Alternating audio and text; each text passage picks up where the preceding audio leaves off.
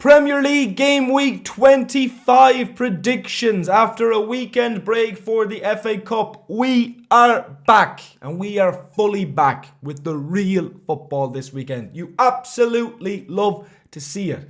Looking at the fixtures for this weekend, I'm feeling good about my predictions. Last time out, granted, was not the best. I think I got 4 out of 10 correct results. I can't quite remember because it's nearly 2 weeks ago now. But I did predict a few teams that were expected to win, not to win. I predicted a lot of draws in those games, and the teams expected to win, a few of them ended up losing, so it's not a correct result, but it's still not the worst prediction. Anyway, let's get straight into these. We're going to smash this weekend. First up on Friday, we have Brighton hosting Chelsea at the Amex Stadium. Obviously, this fixture happening in the FA Cup just last weekend, in which Chelsea went a goal up and Brighton won 2-1. I wasn't surprised with that result. Chelsea's form since around Christmas has been really, really poor, and they have looked really shaky since that period. Obviously, last time out in the Premier League, they came back from a goal down themselves to beat West Ham 2-1, but I wouldn't be sure about Chelsea winning this game. If anything, I think Brighton, I would say, are favourites for this game. I wasn't surprised with that result in the FA Cup, especially after Brighton losing 7-0 away at the City Ground to Forest last time out. I felt there was going to be a bounce back, and Brighton fully deserved to win that game. One result is screaming in my head for this game, and I'm just going to go with it. I think it's two decent teams, two good attacking teams. Chelsea's defence, I think, is more there to be got at, especially their goalkeeper, rather than Brighton. But I feel both will score, and I think it will be a draw. I'm going to say Brighton 2, Chelsea 2. Next up, on to Saturday's games at 12:30, we have Leicester hosting Arsenal. And being real, this should be a walk in the park for Arsenal, even with their injury problems. Obviously, Kai Havertz, we got the news just yesterday. This is being recorded on Thursday. This is being recorded on the day that you're watching it. I'm a fool. But yeah, we got the news about Kai Havertz yesterday, missing the rest of the season. It looks like they are going to have to work with Nwaneri, who I think is 17 or 18, Raheem Sterling and Leandro Trossard for the foreseeable few weeks. Obviously with Saka and Martinelli a few days ago picking up an injury as well. So their forward options are not very good at the moment. If Leicester can get in their faces here and make a game of it, it could be interesting. I think if this was at the Emirates, I wouldn't give Leicester any chance. But the fact that it's at home, maybe they'll make it interesting, but I can't for the life of me see them get a result in this game. Obviously, they had that 2-1 win away to Spurs just a couple of weeks ago. Since then, they followed up with a 4-0 loss to Everton at Goodison and a 2-1 unlucky loss, I would say, an undeserved loss to United in the FA Cup at Old Trafford. I am going to say Leicester score, but Arsenal score 3. Leicester 1, Arsenal 3. Next up, we have the first of the 3 o'clock games. Aston Villa hosting Ipswich Town. Ipswich obviously coming off a very disappointing loss at home last time out. A 2-1 loss to Southampton in what you could call a 6-pointer at Portman Road. Villa coming off a poor loss themselves. A 2-0 loss away to Wolves in a game I think you would have expected Villa to at least get something from. Villa did bounce back with a 2-1 win at home to Spurs in the FA Cup. Beating Spurs, I'm sorry to say, is no real great achievement at this point. And Ipswich beat Coventry 4-1 away in the FA Cup. Villa sometimes can struggle in these kind of games that you expect them to win. And Ipswich, after, I would say, them looking the most likely team up to this point of the 3 promoted sides to maybe stay up or put a fight to stay up, the last few weeks they've looked really poor. They've looked really, really poor. And they're lacking goals. Obviously, they're leaking goals. The goals have dried up for the likes of Delap in the Premier League and other players. And look, it's tough to see past Villa here, but just because I expect Ipswich to put up some sort of a fight, they need to, especially after that result against Southampton last time out. I'm going to say it's going to be a tight Villa win. Villa 2, Ipswich 1. And we have Fulham at home to Nottingham Forest. Both of these teams coming out with very impressive wins in the Premier League last time out. Fulham beating Newcastle 2-1 at St James's, and Forest beating Brighton, as I mentioned already, 7-0 at the City Ground. This is going to be a good game. This is going to be a really good game, and I think there'll be a few goals in this game. Fulham have that threat going forward, certainly with the likes of Jimenez, Muniz, Traore, Wilson, obviously Robinson from left back. They have plenty of threat up there. Forest, obviously, Chris Wood is absolutely flying, amongst other players like Morgan Gibbs-White.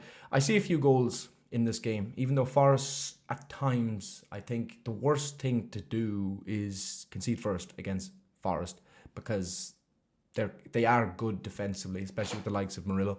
And we've seen that ourselves, Liverpool, at the City Ground, when we went 1-0 down. Should have won 2-1, but Matt Sells had a fantastic second half. Anyway, look, I do see a few goals in this game. I do see both teams scoring, and I'm feeling another... Do you know what? I'm going to put my neck on the line. Fulham 2, Forest 1. Then we have Manchester City facing Newcastle at the Etihad. What a game this could be. What a game this could be. Obviously, Newcastle losing last time out, as I already mentioned, at home to Fulham in what you could say is a shock of sorts defeat. They did bounce back in the Carabao Cup, beating Arsenal 2-0, and they won in the FA Cup. City obviously won the FA Cup against Leyton Orient, but they're coming off a loss in the Champions League during the week against Real Madrid, conceding 2 goals in the last 5 minutes. And look, it's another game where I see goals in. Some of these fixtures look really, really good. I think there's going to be so many good watches this weekend.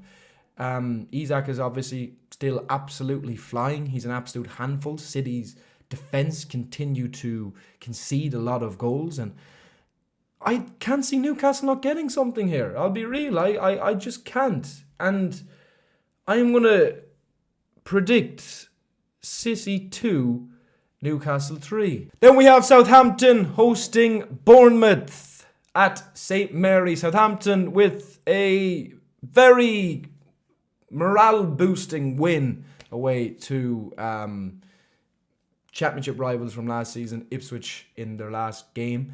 And Bournemouth obviously losing at home to Liverpool in their last game, but bouncing back at Goodison Park in the FA Cup, winning 2-0. This, I think, is going to be a pretty one-sided game.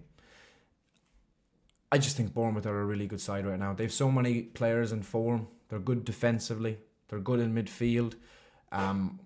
Even as a Liverpool fan, that game against Bournemouth, Semenyo gave me nightmares. That guy is such a good footballer, and he will create, he has created, but he will create problems for any team he's going to come up against for the rest of the season and beyond. And albeit Southampton had a good victory last time out in the Premier League, they lost, obviously, their last game at home to Burnley in the FA Cup. But I'm sure their main focus is on the Premier League. Anyway, I can't see them doing much here. I'm going to say Southampton 0, Bournemouth 3.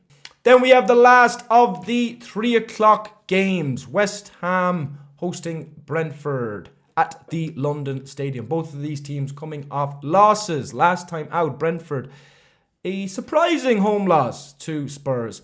And West Ham, what you would say, was a fighting loss to Chelsea at Stamford Bridge. West Ham have been better under Potter. Brentford have kind of wavered over the last couple of months. Their home form has certainly dipped an awful lot from what it was earlier on in the season, and their away form has never been good really at any stage this season. Despite a win against Crystal Palace, was it a couple of weeks ago? And that's a very good win. It always is at Selhurst Park. But I think West Ham are the team to bounce back here. I do see Brentford scoring, but I see West Ham scoring more. West Ham 3, Brentford 1. Then finally, on Saturday at 5:30, we have Crystal Palace hosting Everton at Selhurst Park.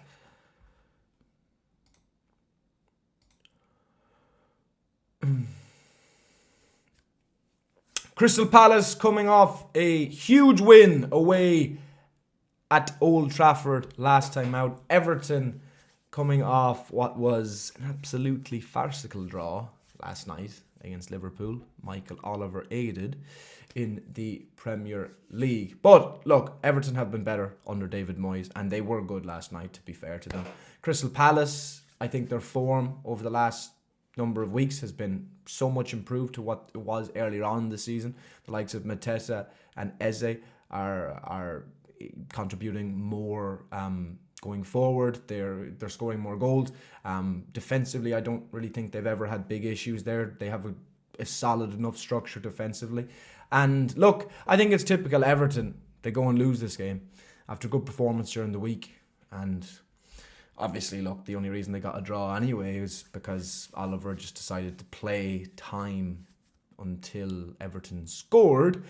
I think Palace win this game and continue their good form. I'm going to say Palace win this 1-0. On to Sunday's games at 2 o'clock. We have Liverpool hosting Wolves at Anfield.